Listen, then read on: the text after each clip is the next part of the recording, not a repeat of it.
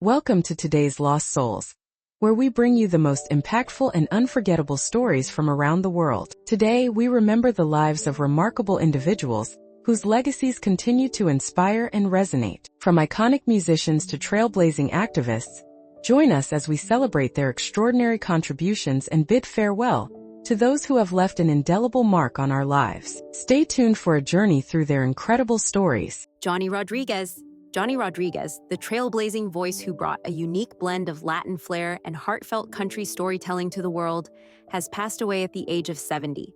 As one of the first Mexican-American artists to make a major impact on the country music scene, Johnny's voice wasn't just a sound, it was a statement. A voice that echoed through decades, carrying with it the rhythm of his roots and the soul of his struggle. Born on December 10, 1951, in Sabinal, Texas, Johnny grew up surrounded by hardship and heartbreak. His father died when he was just a teenager, and his brush with the law as a young man seemed destined to take him down a darker path. But life had something else in store. After being heard singing in a Texas jail cell, Johnny's talent caught the attention of country legend Tom T. Hall and record producer Jerry Kennedy. That moment wasn't just a discovery, it was a resurrection. In the early 1970s, Johnny Rodriguez burst onto the Nashville scene like a storm with his debut single, Pass Me By, If You're Only Passing Through. The song climbed the charts and introduced a new, unmistakable voice to country fans. He became the first Latin American country singer to top the Billboard country charts, and he didn't stop there. Hits like You Always Come Back to Hurting Me, Riding My Thumb to Mexico, and That's the Way Love Goes sealed his place in music history. Johnny's music wasn't polished or commercial. It was raw, vulnerable, and deeply personal. He sang of love and loss, of joy and pain, and of belonging in a world that often tried to push him out. He slipped seamlessly between English and Spanish lyrics, daring to be authentic at a time when the industry wasn't always kind to outsiders. But he didn't bend. He didn't water himself down. He let the world hear him as he was, and in doing so, gave countless others the courage to do the same. His personal life, like his music, was filled with ups and downs. He faced legal troubles, battles with addiction, and periods of obscurity. But through it all, his voice never left him, and neither did his fans. Johnny continued to perform throughout his life, his later years marked by a deep gratitude for the stage, the music, and the people who stuck with him through thick and thin. Johnny Rodriguez wasn't just a country singer.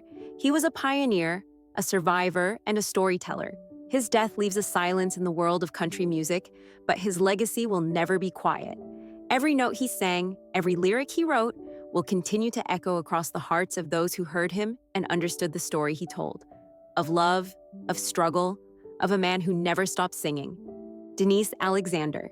Denise Alexander, the beloved soap opera star, whose presence lit up daytime television screens for decades, has passed away at the age of 85. With a career that spanned more than 6 decades, Denise wasn't just a familiar face. She was a comforting presence in living rooms across America, a part of the daily rhythm of countless lives. Born on November 11, 1939, in New York City, Denise's journey into the world of acting began early. Her father was a television and film director, and it wasn't long before young Denise found herself stepping into the spotlight. She made her television debut at the tender age of 12, but it was in the realm of soap operas that her star would truly rise. Her big break came in the 1960s when she joined the cast of Days of Our Lives, playing Susan Hunter Martin. Viewers were immediately drawn to her sincerity, emotional depth, and quiet strength. But it was her role as Dr. Leslie Weber on General Hospital that truly made Denise a legend. Portraying the resilient, compassionate doctor, she became one of the cornerstones of the long-running series. Audiences connected deeply with Leslie's joys and heartbreaks, and Denise brought each scene to life with unmatched grace and emotional truth. Throughout her tenure on General Hospital, she navigated some of the most iconic and dramatic storylines in soap opera history, from intense family struggles to medical emergencies and romantic entanglements. Her chemistry with fellow cast members helped define the golden era of the show, and her character's journey inspired generations of fans. Off-screen, Denise was known for her professionalism, humility, and warmth. She treated her colleagues like family and often mentored younger actors joining the industry. Unlike many in the entertainment world, Denise never chased the spotlight. She let her work speak for her. She valued the connection with her audience above all, and was always grateful for the loyalty and love she received from her fans. Even after stepping back from regular television appearances, Denise continued to stay involved in the arts, participating in theater projects and fan events. She cherished her career, but even more so, the people who followed it. Denise Alexander's passing marks the end of an era in daytime television. She wasn't just an actress, she was a storyteller, a pioneer, and a part of so many lives. Her performances will live on, replayed in memories and reruns, and in the hearts of those who grew up watching her journey unfold. Cannom. Greg Cannom, the legendary makeup artist whose transformative work brought countless characters to life in Hollywood, has passed away at the age of 70. Known as a master of his craft, Greg wasn't just a behind-the-scenes technician, he was a true artist whose work shaped some of the most iconic images in cinematic history. From aging Brad Pitt in The Curious Case of Benjamin Button to transforming Eddie Murphy into multiple characters in The Nutty Professor, Greg's genius helped define the visual storytelling of modern cinema. Born in 1953 in Washington State, Greg discovered his fascination with makeup and effects at an early age. While other kids were watching movies for entertainment, Greg was captivated by the creatures, characters, and transformations happening on screen. Inspired by classic horror films and fantasy worlds, he began teaching himself the art of prosthetics, eventually studying under industry legends before carving out a legacy of his own. Greg's career took off in the 1980s, when his detailed, lifelike creations started attracting attention from major studios. His ability to create hyper-realistic aging, injury, or fantasy effects without relying on digital tools was unmatched. He became the go-to artist for directors who wanted characters to physically evolve before the audience's eyes. His work in films like Dracula, Mrs. Doubtfire, Titanic, Van Helsing, and Bicentennial Man made him a fixture at the Oscars and a revered name in Hollywood.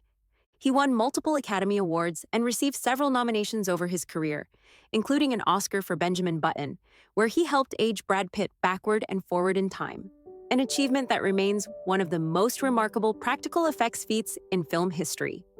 What set Greg apart was not just his technical skill, but his understanding of storytelling through transformation. His makeup didn't just enhance actors, it told a story of its own. Despite his towering reputation, Greg remained humble and passionate. He often said he preferred to let his work speak for itself, and it did, volumes. Younger artists idolized him, and he mentored many who went on to become industry leaders. He was known for his kindness, meticulous work ethic, and unwavering dedication to the craft of makeup artistry. Greg Cannom leaves behind a legacy of creativity and innovation that forever changed the face of cinema. Quite literally, his contributions will live on every time audiences are moved by a transformation that feels too real to be fiction. Hollywood has lost a magician of its own, Hugh Hefner.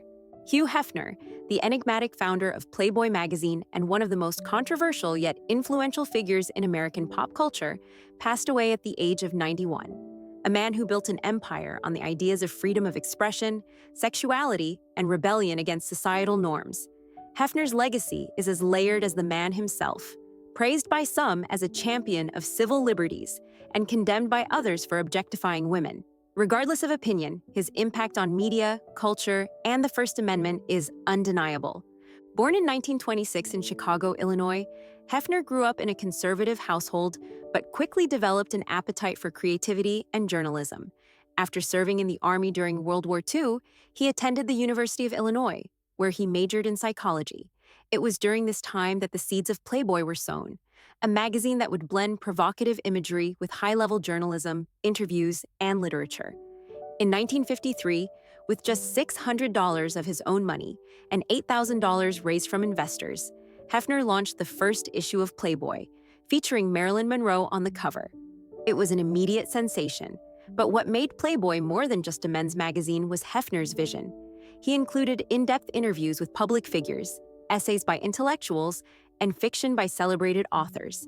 Underneath the glamour and nudity was a philosophy. Playboy wasn't just about sex, it was about lifestyle, liberation, and challenging the status quo. Hefner lived the brand he built. The Playboy Mansion became a symbol of luxury, celebrity, and excess, filled with A-listers, models, and parties that bordered on myth. But beyond the silk robes and pipe smoke, Hefner was also an outspoken advocate for civil rights and free speech. He published interviews with Malcolm X and Martin Luther King Jr., defended LGBTQ rights in early issues, and fought legal battles to protect freedom of the press. Yet, his legacy is not without criticism. As times changed, so did the perception of Playboy. Critics accused Hefner of perpetuating harmful gender stereotypes and contributing to the commodification of women's bodies. He responded by insisting that Playboy gave women a platform and challenged sexual repression. But the debate around his legacy persists to this day. In his final years, Hefner faded from the spotlight but remained a cultural icon. He died at the Playboy Mansion, surrounded by the brand and lifestyle he built from nothing. Hefner was buried next to Marilyn Monroe, the woman who helped launch his empire. Love him or loathe him, Hugh Hefner changed the world, sometimes in ways people loved, sometimes in ways they questioned. He lived unapologetically, leaving behind a legacy that continues to spark conversation, controversy, and cultural reflection. Holly Madison. Holly Madison, a television personality, model, and author who rose to fame as one of Hugh Hefner's girlfriends on the reality series The Girls Next Door, passed away at the age of 44. Her journey through the bright lights of the Playboy Mansion to a life of self-discovery and empowerment made her a unique figure in pop culture. A woman who stepped out of a man's shadow to tell her own story in her own voice. Born Holland Sue Cullen in Astoria, Oregon, Holly's early life was far from glamorous. Raised in a modest household, she moved around frequently with her family, living in Alaska and Oregon before eventually settling in California. Determined to carve out her own future, she attended Portland State University and later transferred to Loyola Marymount in Los Angeles. It was there that the path to Playboy began, almost by accident. To help cover tuition, Holly started working as a waitress at Hooters and began attending parties at the Playboy Mansion. Eventually, she caught the eye of Hugh Hefner and was invited to move in as one of his girlfriends. She quickly became the star of The Girls Next Door, a reality show that offered a curated glimpse into the lives of Hefner's 3 live-in girlfriends. Her bubbly charm and signature platinum blonde hair made her a household name. But beneath the sparkle and smiles, Holly's reality was far more complex. Over time, she began to feel trapped by the expectations and control of mansion life. In her best-selling memoir, Down the Rabbit Hole, Holly pulled back the curtain on the glamorous illusion, detailing the emotional struggles, power imbalances, and toxic dynamics she experienced. The book was a cultural moment. It resonated deeply with women who had felt silenced or stuck in systems that didn't serve them. After leaving the mansion, Holly reinvented herself with grace and grit. She headlined Las Vegas shows like Peep Show, became a New York Times best-selling author, and built a loyal following as an advocate for women's mental health, empowerment, and authenticity. She continued writing and speaking out, using her platform to discuss everything from body image to trauma recovery. In interviews, Holly often reflected on her past with a mix of regret and gratitude, never afraid to own her truth. Her candidness helped break down stigmas around emotional abuse, manipulation, and the pressure women face to conform to perfection. Holly Madison's passing leaves a quiet but powerful legacy, one of resilience, honesty, and the courage to walk away from a life that looked perfect on the outside, but wasn't. She was more than a reality star. She was a survivor, a voice for women, and a reminder that strength often comes after breaking free. Cororus Collins. Cororus Collins, one of Hollywood's last surviving child stars of the Golden Age, passed away at the age of 97. A luminous presence on screen during the 1930s and 40s, she enchanted audiences with her charm, wit, and remarkable poise far beyond her years. Though her acting career ended early, the legacy she left as a symbol of a bygone era in American cinema remains etched in the hearts of classic film lovers. Born on April 19, 1927, in Beckley, West Virginia, Cororus entered the film industry at the tender age of 5. Her natural charisma and expressive eyes quickly caught the attention of directors, and she became a sought-after child actress at Metro-Goldwyn-Mayer during a time when the studio system ruled Hollywood. She appeared in over 30 films before retiring from acting in her late teens. One of her most notable early performances came in Queen Christina, 1933, where she played the young version of Greta Garbo's character. Even in her brief scenes, she demonstrated a captivating ability to embody emotion with subtlety and grace. That same year, she starred opposite Lionel Barrymore in The Stranger's Return and left a lasting impression on audiences and critics alike. She had a talent for balancing innocence with intelligence, a quality rare even among adult actors. Though she worked alongside legendary names like Joan Crawford, Lionel Barrymore, and Clark Gable, Cororus soon never let fame define her. She was always credited with a strong work ethic and a kind spirit, earning the affection of everyone from fellow child actors to seasoned Hollywood veterans. As she grew older, Cororus chose to step away from the screen, prioritizing a life away from the public eye. She moved into private life with grace, often reflecting fondly on her time in film but never yearning for the spotlight again. Later in life, she made rare appearances at classic film events, where she was greeted as a living link to Hollywood's golden past. Her stories and insights were treasured by fans and historians alike. Cororus Collins may not have had a long career in front of the camera, but the quality of her work and the era she represented gave her a special place in cinematic history. Her passing marks the end of an extraordinary chapter, a final goodbye to a shining child of classic Hollywood. Mario Ernesto Sanchez.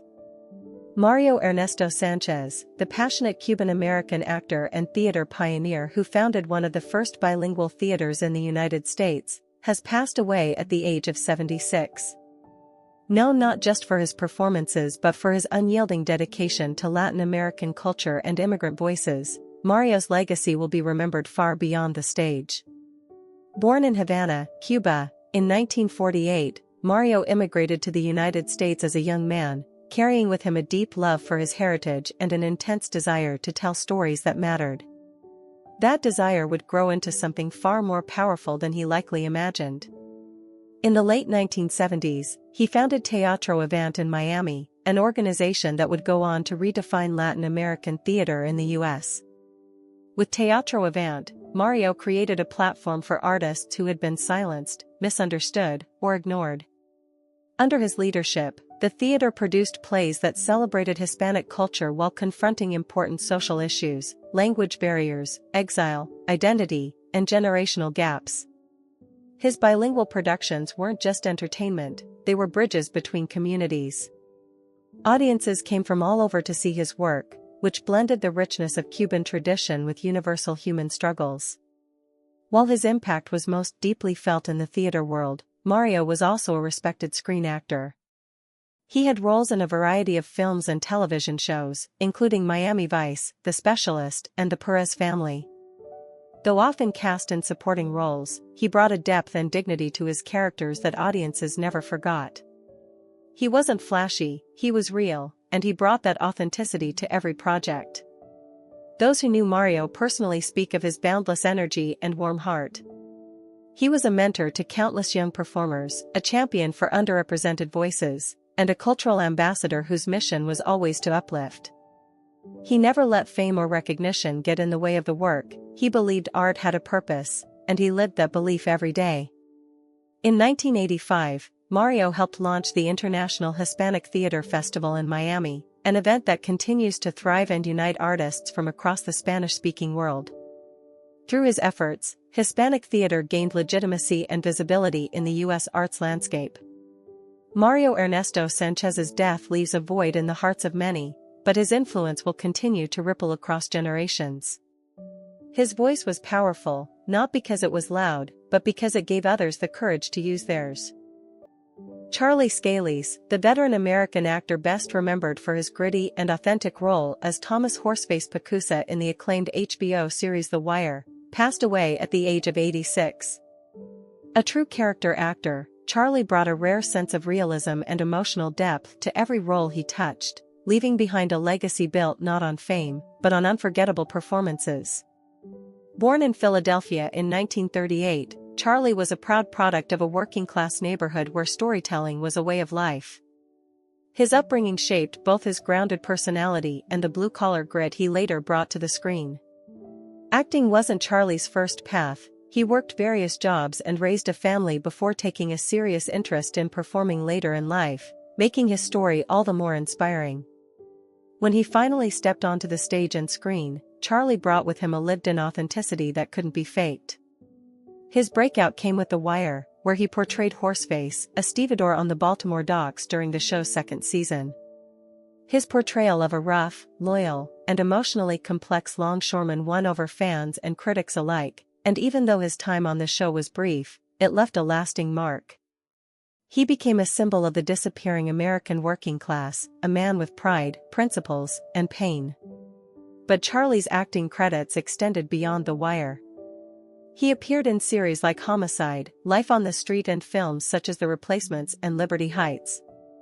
Regardless of screen time, Charlie's presence was always memorable. His deep voice, expressive eyes, and no-nonsense delivery gave his characters weight and soul. He made viewers believe in every line he delivered. Off-screen, Charlie was known as a kind-hearted, humorous, and deeply loyal family man. Friends and colleagues described him as humble, always willing to lend advice or encouragement to younger actors. He believed in the value of hard work and often spoke about how acting came into his life as a second chance, something he was endlessly grateful for. Charlie Scalise didn't chase celebrity. Instead, he pursued truth in storytelling, and that truth resonated with people across generations. His performances gave voice to working men with fading dreams and enduring dignity.